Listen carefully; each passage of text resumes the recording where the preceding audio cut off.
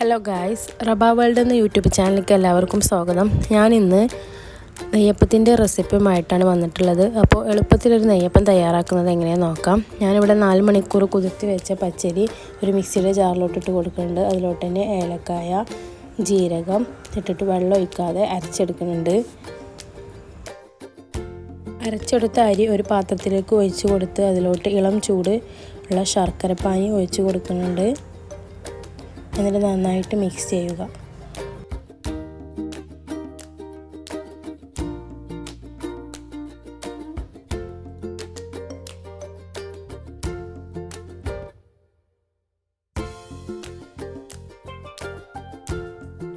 Mix ചെയ്തതിന് ശേഷം അതിലോട്ട് 1 കപ്പ് മൈദ ഇട്ട് കൊടുക്കുന്നുണ്ട്. മൈദ ഇട്ടിട്ട് നന്നായിട്ട് ഇളക്കി യോജിപ്പിക്കുക.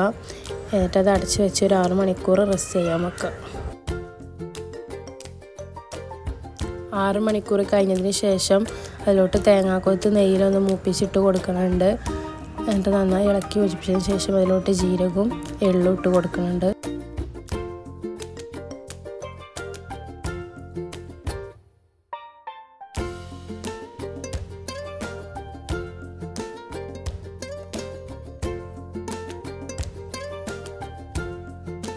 മാവ് നന്നായി ഇളക്കി യോജിപ്പിച്ചതിന് ശേഷം തിളച്ച എണ്ണയിലോട്ട് മാവ് ഒഴിച്ച് പൊരിച്ചെടുക്കുകയാണ് ചെയ്യുന്നത്.